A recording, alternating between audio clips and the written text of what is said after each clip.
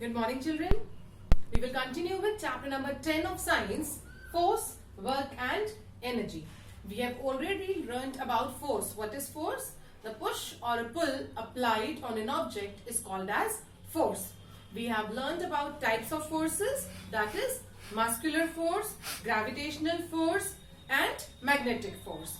And the last and a very important type of force is friction, that we are going to learn today. So what is friction? Basically, friction is the force of two surfaces. Okay, the force which is between two surfaces. We can also call friction as an opposite force. The force which works opposite to another force. Okay, like we have already studied about gravitational force. What does gravitational force do? It attracts everything towards it. The gravity of earth or the gravitational pull of the earth attracts everything towards it, right? So what does friction do? Friction opposes the force. Basically, friction is the opposite force. It opposes. Like suppose, I'll give you one example. Can you see this ball in my hand? Yes? Okay. Now, see, friction is more in rough surface and less in smooth surface. So that means that if I roll this ball on a smooth surface, it will go ahead. It will go further. Okay?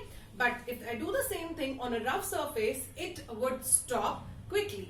Okay? It will not go further. It will stop because of the friction of the rough surface. It is stopping the ball. Rough surface has more friction, so it stops the moving ball because this is running, this is moving, so it will stop. And smooth surface has less friction, so it will not stop. It will let it go till the ball rests on its own.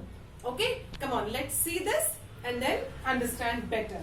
First, I will roll this ball on a plane surface. Here you can see this table. Yes, this is a smooth surface. Yes, this is a smooth surface. Now, if I roll this ball on this, you can see it's moving and moving and moving, and it will keep on moving till it rests on its end, on its own.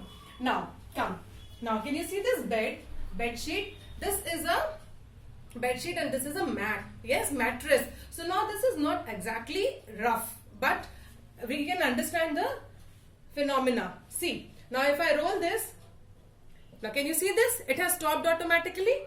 Yes, no matter how much force do I apply, if I push it more, see, still it will come to rest after some time. But if I roll it on a smooth surface, it will keep on rolling till it will take more time than it will take from the rough surface. So this thing is clear to you that rough surface has more friction. That's why it stops.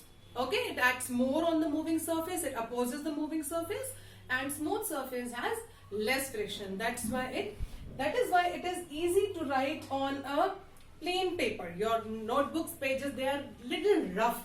That is why it is easy to write on them. But is it easy to write on a glossy sheet, on a shiny sheet? No, it's not easy to write on a shiny sheet because it's smooth.